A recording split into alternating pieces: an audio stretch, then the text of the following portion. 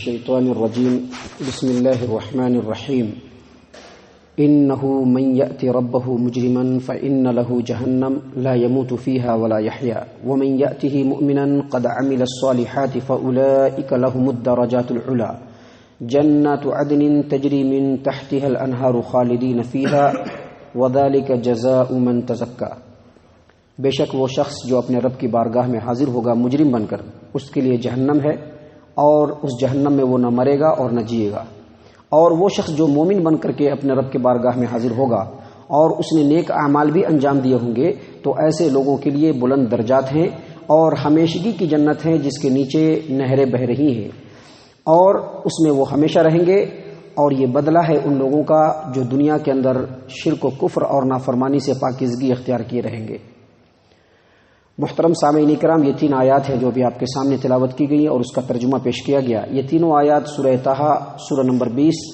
اور اسی سورت سے آیت نمبر 74، 75، 76 یعنی 70 پر 4، 70 پر 5، 70 پر 6 یہ تینوں آیات ابھی آپ کے سامنے تلاوت کی گئی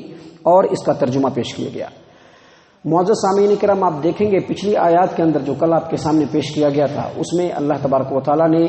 جادوگروں کا اور موسیٰ علیہ السلام کا واقعہ بیان کیا کہ جب اللہ تبارک و تعالیٰ کی طرف سے جو معجزہ موسیٰ علیہ السلام کو ملا تھا اس معجزے نے جادوگروں کے جادو کو نگل لیا، تو جادوگر موسیٰ علیہ السلام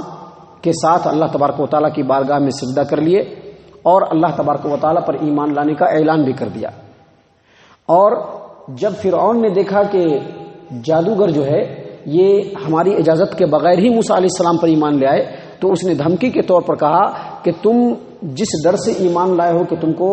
ہمیشگی کی عذاب نہیں ملے گی، تو آج ہی تم کو عذاب ملے گا اور آج ہی تمہارے ہاتھ اور پیر کو بھی کاٹا جائے گا اور کھجور کے درخت پہ تم کو سولی بھی لٹکایا جائے گا۔ اس کے جواب میں جادوگروں نے کہا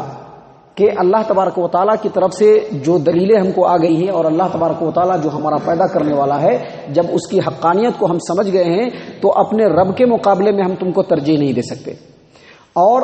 اللہ تبارک و تعالیٰ پر ایمان لانے کی وجہ یہ ہے کہ اللہ تبارک و تعالیٰ ہمارے گناہوں کو بخش دے، اللہ تبارک و تعالیٰ ہمارے گناہوں کو بخش دے، اور جو جرم ہم موسیٰ علیہ السلام سے مقابلہ کر کے کیے ہیں اللہ تبارک و تعالیٰ اس کو بھی بخش دے، اسی غرض سے ہم ایمان لائے ہیں۔ تو اس کے بعد جو یہ 3 آیات ہیں اس کے تعلق سے بعض مفسرین کا کہنا ہے کہ یہاں پر بات ختم ہو جاتی ہے اور اللہ تبارک و تعالیٰ نے 3 آیات جو ہیں وہ لوگوں کی نصیحت کے لیے بیان فرمائی ہے، جبکہ بعض مفسرین کا یہ کہنا ہے کہ جادوگروں نے موسیٰ علیہ السلام کو جادوگروں نے جو فرعون کو نصیحتیں کی اور نصیحت میں جو بتلایا کہ اللہ تبارک و تعالیٰ کے اوپر ہم ایمان اس لیے لائے ہیں تاکہ اللہ ہم کو بخش دے، اسی نصیحت کا یہ اگلا حصہ ہے جو آپ کے سامنے پیش کیا گیا ہے۔ یعنی جادوگروں نے ہی فرعون کو نصیحت کرتے ہوئے جہاں اللہ تبارک و تعالیٰ کے جہنم اور دائمی عذاب سے ڈرایا ہے، وہیں جنت اور اس کو پانے کے جو صفات ہیں اور جو اعمال ہیں اس کو کرنے کی ترغیب بھی دی ہے۔ تو بعض لوگوں نے کہا کہ یہ 3 آیات جو ہے وہ جادوگروں کی نصیحت کا ہی حصہ ہے، اور بعض لوگوں نے کہا ہے کہ یہ اللہ تبارک و تعالیٰ نے الگ سے تمام بندوں کو نصیحت فرمائی ہے۔ تو اللہ تبارک و تعالیٰ نے ان آیات کے اندر سب سے پہلے فرمایا، اور چاہے اس کو آپ جادوگر کی نصیحت سمجھے چاہے اللہ تبارک و تعالیٰ کی نصیحت سمجھے، یہ ساری کی ساری جو نصیحتیں ہیں یہ تمام انسانوں کے لیے ہیں۔ اللہ تبارک و تعالیٰ نے سب سے پہلے کہا کہ انہ من یأتی ربہ مجرما، جو آدمی مجرم بن کے رب کی بارگاہ میں حاضر ہوگا۔ یاد رکھیے یہ جو آیات ہیں یہ آیات دراصل ہمارے ذہن کو اور ہمارے خیال کو اس بات کی طرف ڈائیورٹ کرتی ہیں کہ ہم جو دنیا کی زندگی میں رہ کر کے مست ہو گئے ہیں اور سمجھتے ہیں کہ دنیا کی زندگی ہی ہمارے لیے سب کچھ ہے، تو ان کو یہاں سے عبرت حاصل کرنی چاہیے کہ دنیا کی زندگی اگر رب چاہی زندگی ہوگی تو ہمارا کیا انجام ہوگا اور قیامت کا جو پکچر ہوگا وہ کیسا ہوگا، اور اگر دنیا کی زندگی رب العالمین کے بتائے ہوئے طریقے کے مطابق ہوگی تو پھر آخرت میں ہمارا کیا انجام ہوگا۔ ہمیں انہی آیات کے اوپر غور و فکر کر کے سوچنا چاہیے۔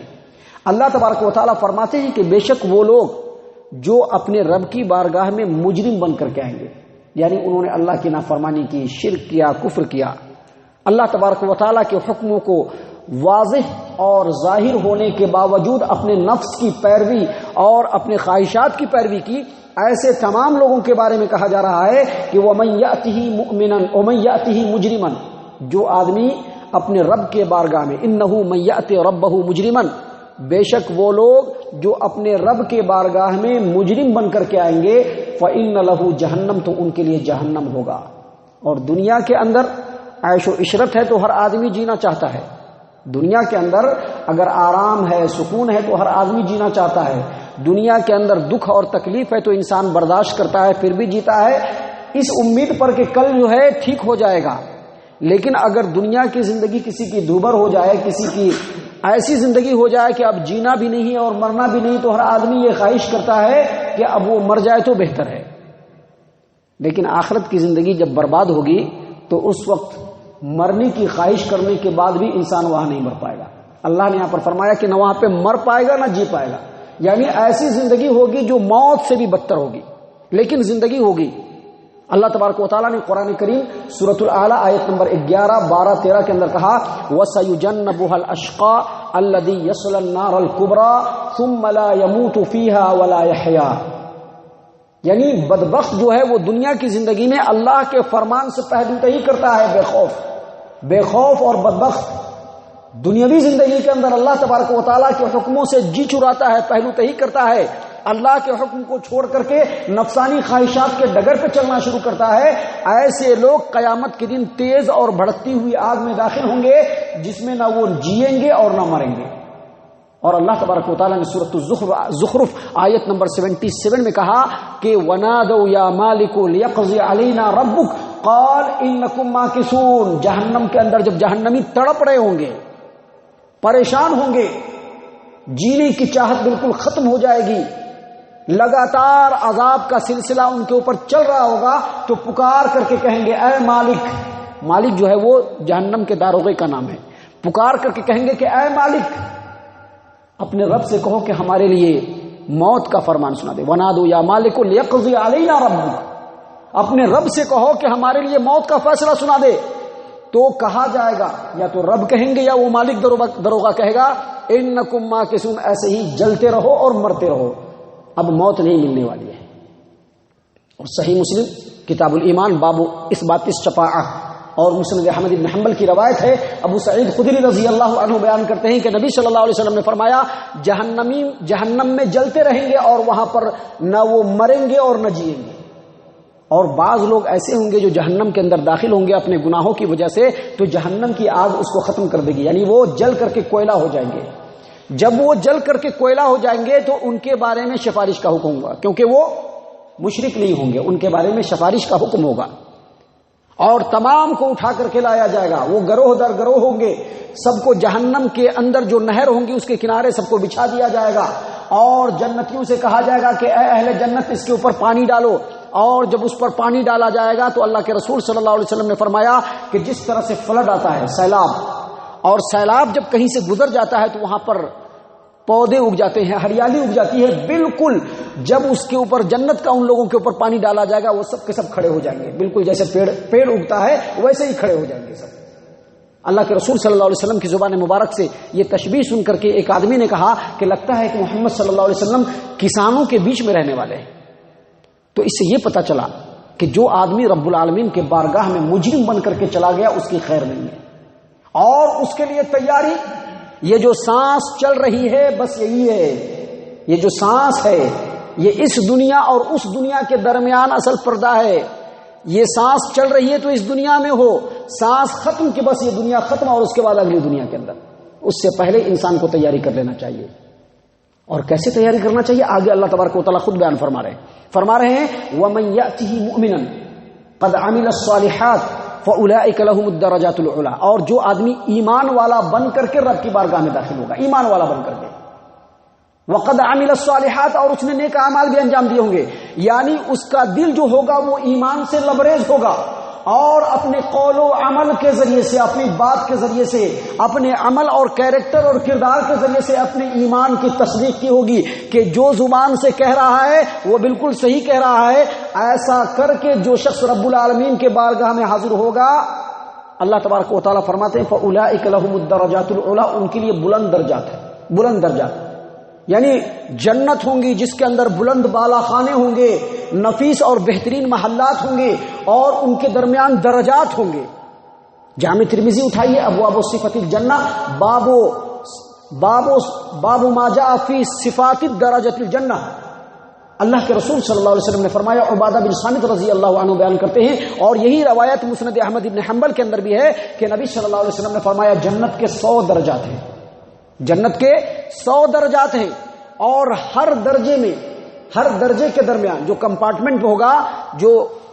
کلاسز ہوں گے، اس کے درمیان آسمان اور زمین کے درمیان کا فاصلہ ہوگا۔ اور اللہ کے رسول صلی اللہ علیہ وسلم نے فرمایا کہ سب سے اعلیٰ جو ہوگا وہ فردوس ہوگا، جس سے 4 نہریں بہ رہے ہوں گے، اور اس کے اوپر اللہ تبارک و تعالیٰ کا عرش ہوگا۔ اور لوگوں، اگر تم کو جنت مانگنا ہے تو جنت الفردوس مانگو، لیکن یاد رکھیں جنت الفردوس صرف مانگنے کا حکم نبی صلی اللہ علیہ وسلم نے نہیں دیا ہے، جنت الفردوس کے پانے والا عمل کرنے کا بھی حکم دیا ہے، عمل بھی ویسا ہونا چاہیے، اور اس کے بعد جنت الفردوس مانگو۔ محترم سامعین کرام، یہ ہے اصل کہ انسان ایمان لائے، اور ایمان لانے کے بعد اس کی زبان سے جو بات نکلے وہ اللہ کو راضی کرنے والے کلمات ہوں، اور اس کا عمل جو ہو وہ اللہ اور اس کے رسول کے فرمان کے مطابق ہو، دل کے اندر تقوی اور اخلاص اور للہیت ہو، اور عمل ہو وہ نبی صلی اللہ علیہ وسلم کے عمل کا پرتو ہو، تو اس کے بعد انسان جنت کے اندر جائے گا۔ اسی کے بارے میں اللہ تبارک و تعالی یہاں پر بیان فرما رہے ہیں کہ وَمَن يَأْتِهِ مُؤْمِنًا قَدْ عَمِلَ الصَّالِحَاتِ، جو مومن بن کر کے آئے اور وہ نیک اعمال کو انجام دینے والا بھی ہو، ان کے لیے بلند درجات ہیں۔ اور وہ بلند درجات کیا ہے؟ اللہ تبارک و تعالی فرماتے ہیں جنات عدن، ہمیشہ رہنے والی جنت، ہمیشہ رہنے والی جنت۔ جنات عدن کا مطلب ایسی جنت جس میں وہ ہمیشہ رہے گا، وہاں سے اب پھر ٹرانسفر نہیں ہونے والا ہے۔ ابھی یہاں پہ ٹرانسفر ہوتے رہتا ہے، ابھی ہم لوگ دنیا میں ٹرانسفر ہو کر کے چلے جائیں گے قبر میں، اور پھر جب قیامت آئے گی تو قبر سے ٹرانسفر ہو کر کے ہم کو کہاں جانا پڑے گا؟ حشر کے میدان میں۔ لیکن جنت میں پہنچ جانے کے بعد کوئی ٹرانسفر نہیں، اور جو ہمیشگی کا جہنمی ہو اس جہنم میں جانے کے بعد اس کا کوئی ٹرانسفر نہیں۔ جنت کی نعمتوں سے وہ ہمیشہ شادکام ہوتا رہے گا، اور جہنم کی بربادیوں سے وہ ہمیشہ برباد ہوتا رہے گا۔ یہ اللہ تبارک و تعالیٰ کا اصول ہے، اور اسی چیز کو اللہ تبارک و تعالیٰ نے فرمایا کہ جو ایمان والا بن کر کے اور نیک عملوں سے اپنی زندگی کو مزین کر کے رب کے بارگاہ میں پہنچے گا، ایسے لوگوں کے لیے اللہ تبارک و تعالیٰ نے جنات عدن بنایا ہے، ہمیشگی کی جنت۔ اور وہ جنت کیسی ہے؟ اللہ فرماتے ہیں تجری من تحتها الانہار، جس کے نیچے سے نہریں بہ رہی ہوں گی، درخت ہوں گے، پھل پھول ہوں گے، ہوا چل رہی ہوں گے، نیچے سے نہر ہوگی، تو اس نہر کی جو ٹھنڈک ہوگی وہ ہوا سے ملتی ہوئی انسان کے جسم سے ٹکرائے گی، تو انسان بالکل مسرور ہو جائے گا، معمور ہو جائے گا، ہر طرح کی خوشیاں اور ذہنی مسرت اس انسان کو حاصل ہو جائے گی۔